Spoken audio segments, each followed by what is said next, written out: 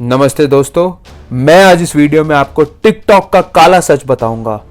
वो सच जो टिकटॉक नहीं चाहता कि आप जाने। मैं आपको बताऊंगा कि कैसे टिकटॉक के जरिए आपके माइंड को कंट्रोल किया जा रहा है। जी हां, आपके माइंड को। और कैसे टिकटॉक के जरिए आपके ओपिनियंस को शेप किया जा रहा है। ये जानना बहुत जरूरी है कि ये ऐप ना ही सिर्फ आपके लिए खतरनाक है, बल्कि हमारे समाज के लिए और हमारे देश के लिए भी खतरनाक है। तो जानने के लिए पूरी वीडियो को जरूर देखिए। मैं इस वीडियो में आपको बताऊंगा कि ये ऐप कब बनी थी, इसको बनाने का मकसद क्या था, क्यों ये ऐप दुनिया भर में और भारत में इतनी पॉपुलर है, और फिर मैं आपको बताऊंगा कि इस ऐप के क्या खतरे हैं और कैसे इस ऐप के द्वारा आपके दिमाग को कंट्रोल किया जा रहा है। तो इस वीडियो को पूरा जरूर देखिए, क्योंकि इसे देखने के बाद आप भी कहेंगे बैन टिकटॉक। मैं हूं अभिनव फ्रॉम यूपीएससी फॉर एवरीवन। चलिए शुरू करते हैं। चलिए सबसे पहले समझते हैं कि टिकटॉक है क्या। टिकटॉक एक Chinese video and audio sharing app है जिस पे यूजर्स स्पेशल इफेक्ट्स वाली short videos create and share कर सकते हैं ना। इसकी खासियत यह है कि इस ऐप पे सिर्फ वीडियो इंटरफेस है, जिसकी वजह से काफ़ी सिंपल है, लेस डिटेल्ड है और बहुत ही ईजी टू यूज़ है अगर हम इसको कंपेयर करते हैं दूसरी ऐप से, जैसे कि फेसबुक, इंस्टाग्राम या ट्विटर से। और इस ऐप पे आपको जोक्स, क्लिप्स, फुटेज प्लस आपको मीम्स एंड वीडियोस भी मिलती है, जहाँ पे young performers lip sync and dance करते हुए पाए जाते हैं। ये ऐप बहुत ही पॉपुलर है यंगस्टर्स में और स्पेशली बच्चों में जो 16 साल से कम की उम्र के हैं। अब ये ऐप शुरू हुआ था चाइना में 2016 में और इसका नाम था डुइन, जिसका क्या मतलब होता है पिंपल के मार्क्स। तो आप समझ सकते हैं कि शुरू से जो इसका टारगेट था वो यंग ऑडियंस था। इसको इंटरनेशनल मार्केट में लॉन्च किया गया था म्यूजिकली के नाम से। फिर 2017 में बाइट डांस नाम की कंपनी ने इसको एक्वायर करा और इसको रीलॉन्च करा इंटरनेशनल मार्केट में टिकटॉक के नाम से। और इनका मेन टारगेट था अमेरिकन टीनेजर्स। आज ये ऐप 70 से ज़्यादा भाषाओं में दुनिया भर में अवेलेबल है। इसकी सक्सेस इतनी ज़्यादा है कि इसको देखते हुए फेसबुक तक ने एक सिमिलर ऐप लॉन्च करी है जिसका नाम है लैसो, और गूगल ने डेवलप करा है तांगिया को। And similarly Instagram and wine भी नए नए ऐप्स को डेवलप करने की कोशिश कर रहे हैं। अब ये टिकटॉक इतना पॉपुलर क्यों है, इसको समझने के लिए हमें समझना होगा कि जैसे जैसे ज़माना बदल रहा है, लोगों के गोल्स भी बदल रहे हैं। पहले अगर आप बच्चों से पूछे तो वो कहते थे कि मैं पुलिस वाला बनूंगा, डॉक्टर बनूंगा, इंजीनियर बनूंगा, एस्ट्रोनॉट बनूंगा, प्रोफेसर बनूंगा। बट अगर आप आज बच्चों से पूछे तो उनका जवाब होगा कि भैया मैं तो सोशल मीडिया इन्फ्लुएंसर बनूंगा। सबको 15 minutes of fame and money का शौक चढ़ गया है।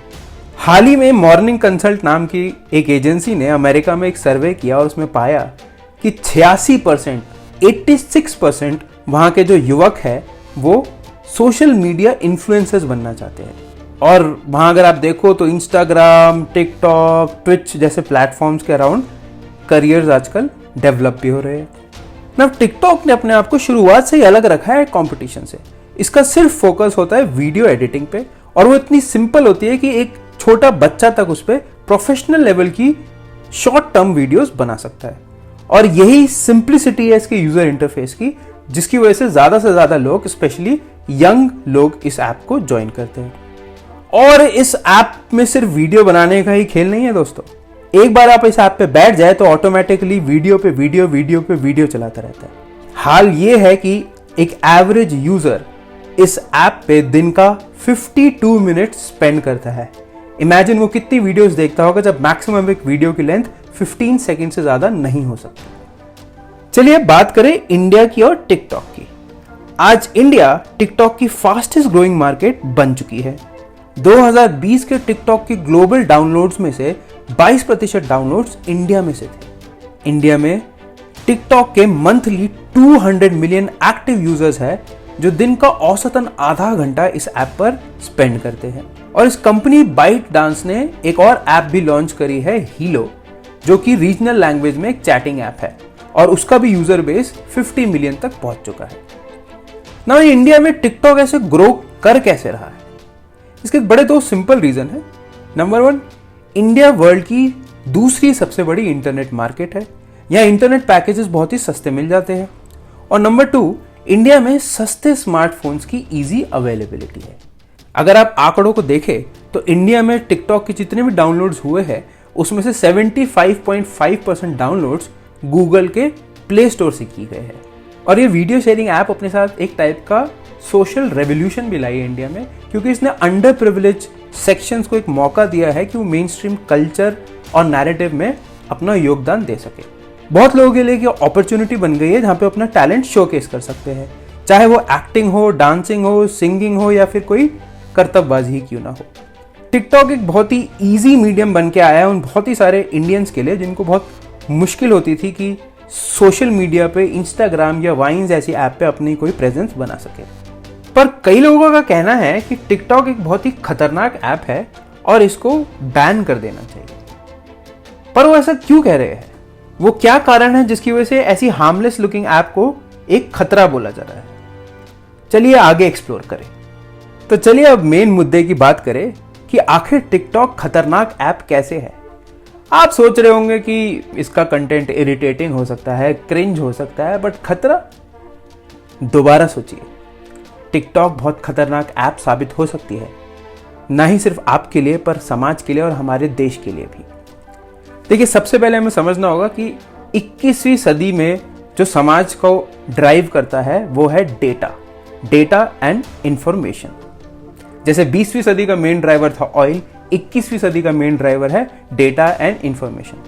एक फ्रेंच सोशियोलॉजिस्ट पियर बोर्दो का कहना है कि नॉलेज इज पावर, मतलब ज्ञान ही शक्ति है।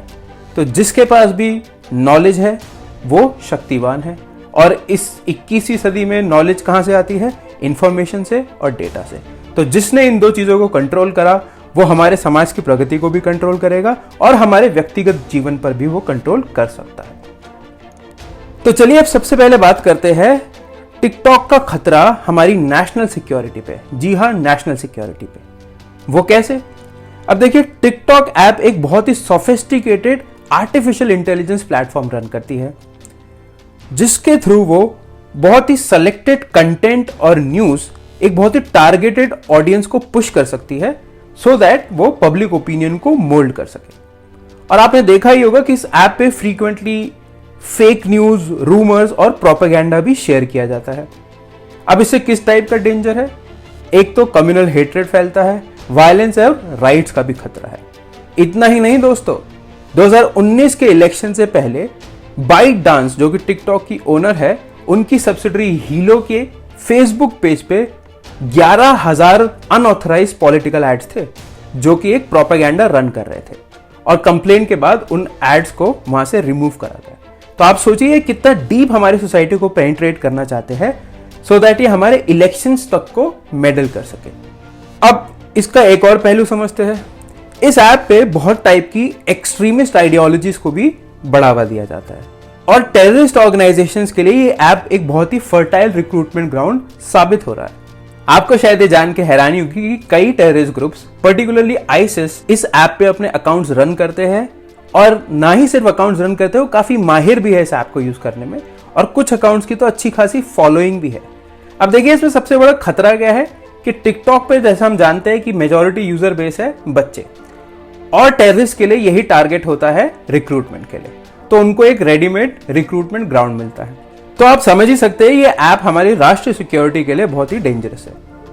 नाउ बात करते हैं कि ये टिकटॉक ऐप समाज के लिए कैसे खतरनाक है। अभी तक हम जान चुके हैं कि टिकटॉक ऐप के थ्रू हमारी ओपिनियंस तक को मोल्ड करने की कोशिश की जा सकती है, और शायद करी जा भी चुकी है, जैसा कि हमने देखा था 2019 के इलेक्शन से पहले। अब अगर हम समाज की बात करते हैं तो समाज के दो वर्गों के लिए पर्टिकुलरली ये ऐप काफी खतरनाक है, और वो है विमेन एंड चिल्ड्रन। अब आप पूछेंगे कि भाई विमेन के लिए कैसे खतरनाक है? तो ये ऐप अपने प्लेटफॉर्म पे मिसोजिनी या हेट्रेड टुवर्ड्स विमेन को प्रमोट करता है। अब अगर आप देखें तो जनरली इस ऐप पे जो इंडियन विमेन की रिप्रेजेंटेशन है वो बहुत डेरोगेटरी होती है। उनका रिप्रेजेंटेशन ज्यादातर या तो कोई ट्रॉमेटाइज हाउसवाइफ के तौर पे होगा, या गोल्ड डिगिंग गर्लफ्रेंड की तरह के होगा, या फिर कोई victim of sexual and domestic abuse की तरह होगा। और जो कॉमन कंटेंट इस ऐप पे पाया जाता है उसमें क्या होता है, बहुत बड़े बड़े संगीन जुर्मों पे जोक दिखाया होता है, जैसे कि sexual abuse, domestic abuse, harassment और बीटिंग तक पे ये जोक्स बनाते हैं। और सिर्फ यही नहीं, इस ऐप के through rape and sexual abuse का भी कल्चर प्रमोट किया जाता है, जैसा कि अभी ये लेटेस्ट एसिड अटैक की जो वीडियो वायरल हुई है, ये एक अकेली वीडियो नहीं है, ऐसी कईयों वीडियोस अवेलेबल है टिकटॉक पे। तो ये तो हमने जाना ये कैसे ऐप खतरनाक है फॉर विमेन। बच्चों को क्या खतरा है इससे? एक तो अभी हमने थोड़ी देर पहले जाना कि कैसे टेररिस्ट ऑर्गेनाइजेशंस बच्चों को टारगेट कर सकती है इस ऐप के प्लेटफॉर्म के थ्रू। दूसरा क्या खतरा हो सकता है बच्चों को? नाउ इस ऐप के थ्रू बच्चों का पोटेंशियल एक्सपोजर हो सकता है टुवर्ड्स सेक्सुअल प्रेडेटर। और ये सिर्फ इंडिया का केस नहीं है, ऑलरेडी यूएस और यूके में ये केसेस हो चुके हैं। इनफैक्ट यूनाइटेड किंगडम में बीबीसी ने एक इन्वेस्टिगेशन करी थी जिसमें उन्होंने पाया कि डिस्पाइट कंप्लेंट्स, टिकटॉक ने अपने प्लेटफॉर्म से कुछ सेक्सुअल ऑफेंडर्स के प्रोफाइल्स को रिमूव नहीं किया था और वो 9 साल से भी कम के बच्चों को मैसेजेस भेज रहे थे।